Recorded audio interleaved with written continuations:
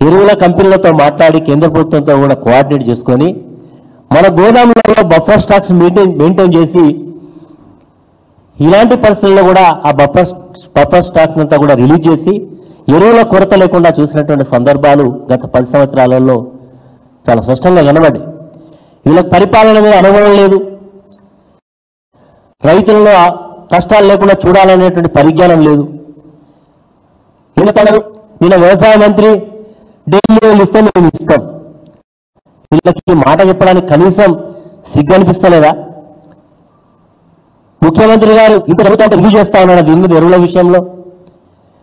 కేంద్ర మంత్రి ఏమంటా ఉన్నాడు సేంద్రియ వ్యవసాయం చేయాలి అంటే ఇద్దరు కూడా దొందులాగానే ఉన్నాయి. ఇద్దరి యొక్క ఆలోచన రైతుల యొక్క గురించి రైతు కష్టాల గురించి ఆలోచించేటువంటి స్థితిలో లేరు.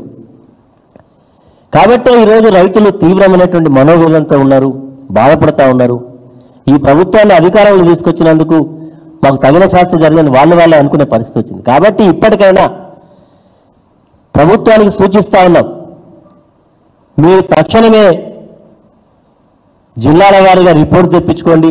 ఇప్పటివరకు వేసినటువంటి పత్తి ఎంత, వరి నాట్లు ఎంత, మిగతా మొక్కజొన్న ఎంత, మిగతా పంటల్లో యొక్క సోయింగ్ ఎంతవరకు, విత్తనాలు ఎంతవరకు పెట్టిళ్ళు, ఎంత డిమాండ్ ఉంటుంది, తన యొక్క అవసరాలు ఎట్లా తీర్చాలి అనేటువంటి దాని మీద దృష్టి పెట్టండి.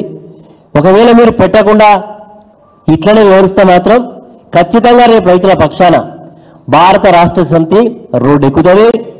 మీ యొక్క మెడలు వంచే కార్యక్రమం చేస్తాం, ఖబర్దారాన్ని కూడా హెచ్చరిక చేస్తా ఉన్నాం. ఈ రకమైనటువంటి పరిపాలన వైఫల్యంతో పరిపాలన చేస్తున్నటువంటి ముఖ్యమంత్రి గారు ఆయన 10 సంవత్సరాలు ముఖ్యమంత్రి ఉంటా అని చెప్పి చెప్తాను. అసలు నువ్వు ఎన్ని రోజులు ఉంటావో నీకే తెలియని పరిస్థితుల్లో ఉన్నది.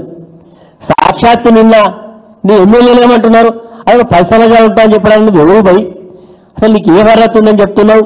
ఈ కాంగ్రెస్ పార్టీ విధానాలకు వ్యతిరేకం ఇది, అసలు నువ్వు ఎట్లా మాట్లాడుతున్నావు అని చెప్పి నీ ఎమ్మెల్యేలు అంటా ఉన్నారు, ప్రజలు అంటా ఉన్నారు. అసలు ఈ ప్రభుత్వం ఎప్పుడు దీన్ని సాగనంపాలనేటువంటి ఉద్దేశంతో ప్రజలు ఉన్నారు. కాబట్టి పగటి కళలను కనడం మానేయండి.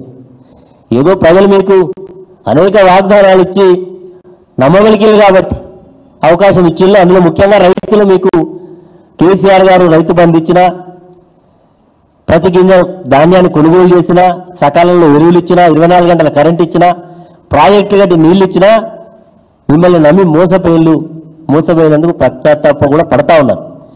అదే సందర్భంలో అసలు మీకు వర్షపాతం మీద ఏమైనా రివ్యూ ఉందా? జూన్ నెలలో నిజంగా జూన్ 15కు మనకు మాన్సూన్ జనరల్గా పడతాయి, వర్షాలు స్టార్ట్ అవుతాయి. జూన్ అయిపోయింది, జూలై కూడా చివరి దశలో ఉన్నాం. ఇప్పటి వరకు ఈ రాష్ట్రంలో ఎక్కడ కూడా ఆశించిన స్థాయిలో వర్షాలు పడలేదు. నీకు ప్రత్యామ్నాయం గురించి ఏమైనా ఆలోచన చేస్తా ఉన్నా? ప్రత్యామ్నాయం అంటే ఏం లేదు.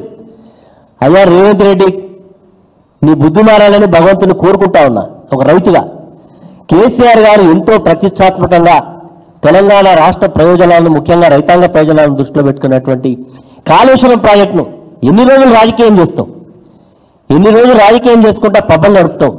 ఇప్పటికైనా మోటార్లు ఆన్ చేయి, రైతులను ఆదుకో. ఈరోజు నిరుపయోగంగా కొన్ని లక్షల క్యూసెక్ల నీళ్లు సముద్రంలో కలుస్తూ ఉన్నాయి. తక్షణమే మోటార్లు కనుక ఆన్ చేసినట్టయితే మా యొక్క రైతులకు ఎంతో మేలు జరుగుతుంది. ఎందుకంటే నేను శ్రీరామ్ సాగర్ మరి ప్రాజెక్టు కింద మా యొక్క పొలాలన్నీ కూడా, మా రైతుల యొక్క పొలాలన్నీ కూడా పండే అవకాశం ఉన్నది. ఈరోజు ఎల్లండి నీళ్ళు వస్తే, శ్రీరామ్ సాగర్ నీళ్ళు వస్తే, ఆ మోటార్లు ఆన్ అయితే మాకెంతో మేలు జరుగుతుంది. కాబట్టి రాజకీయాలు రైతులతో చేయకు. రైతులతో రాజకీయం చేసిన వాడికి ఖచ్చితంగా రేపు ప్రజాక్షేత్రంలో ఖచ్చితంగా గుణపాఠం తప్పదు. అది నువ్వు ఎన్నికలు పెట్టినా ఖచ్చితంగా నీకు రైతుల చేతిలో పరాభవం తప్పదని గుర్తెరిగి వ్యవహారం చేయమని ఈ సందర్భంగా కోరుతా ఉన్నా. అదేవిధంగా ఈరోజు రైతుల్లో ఒక నానుడి ఉంది, ఎద్దేడిచిన వ్యవసాయం రైతు ఏడిచిన రాజ్యం ఎక్కడ కూడా బాగుపడవు. ఇప్పటికే రాష్ట్రంలో రైతులు ఏడుస్తూ ఉన్నారు. మరి పశువులకు రాష్ట్రం భవిష్యత్తులో కొరత ఏర్పడే అవకాశం ఉందని పరిస్థితులు ఉన్నాయి. కాబట్టి ఇప్పటికైనా మరి ఆలోచన చేయి. నీ పరిపాలన మీద నీకే, నీ పార్టీలో ఉండే శాసనసభ్యులకే విశ్వాసం లేదు. నీ యొక్క మంత్రివర్గ సహచరులకి నీ పార్టీ మీద నీ యొక్క మంత్రివర్గంలో ఉండేటువంటి వాళ్ళకి నీ మీద నమ్మకం లేదు. కాబట్టి అభద్రతా భావంతో నువ్వు ఉండి ఆ దాని నుంచి తప్పించుకోవడానికి అనునిత్యం కూడా బీఆర్ఎస్ పార్టీని తిట్టడానికి ప్రయత్నం చేస్తూ ఉన్నావు. ఇది నిజంగా ఈ రాష్ట్రానికి పట్టినటువంటి దౌర్భాగ్యం. నీలాంటి ఒక ముఖ్యమంత్రి రావడం ఒక రైతుగా నేను ఎంతో బాధపడతా ఉన్నా. ఎందుకంటే నీకు ఒక దూరదృష్టి లేదు. ఇప్పటికే మోసం చేసినావు. ఏం చేసినావు మోసం? మరి ఎన్నికల ముందు ఏం చెప్పినావు? దొడ్డు ధాన్యం చెప్పలే, సన్నధాన్యం చెప్పలే, అందరికీ బోనస్ ధర 500 ఇస్తా అని చెప్పినావు. ఎన్నికలై అధికారంలోకి వచ్చినాక ఈరోజు సన్నధాన్యానికి దొడ్డు ధాన్యానికి ఎగరగొట్టినావు. అది కూడా ఇచ్చినావా?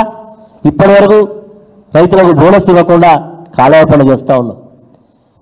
కాబట్టి ప్రజల్లో ఒక రకమైనటువంటి నిరాశ, రైతుల్లో తీవ్రమైనటువంటి నిరాశ. ఎంత నిరాశతో ఉన్నారంటే రైతులు చాలా చెప్పలేనటువంటి బాధతో ఉన్నారు. కాబట్టి రేవంత్ రెడ్డి గారు, నీకు సమయం ఉన్నది.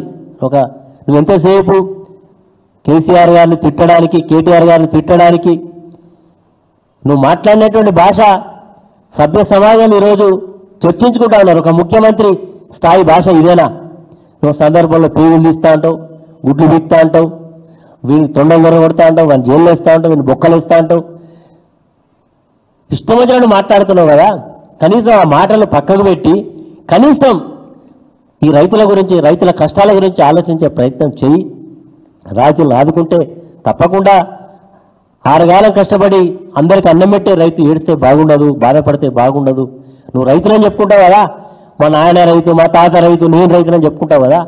నువ్వు రైతు అవునో కాదో నాకు తెలియదు, కానీ నేను మాత్రం ఒక రైతుగా మాత్రం ఈ డిమాండ్లు చేస్తా ఉన్నా. తక్షణమే ఈ డిమాండ్లన్నీ కూడా తీర్చాలని ఈ సందర్భంగా కోరుతా ఉన్నా. ఇప్పటికే రైతులు యూరియా దొరకక, సరి అయినటువంటి ప్రోత్సాహం ప్రభుత్వాల నుంచి అందక తీవ్రమైనటువంటి ఇబ్బందులు ఉన్నారు.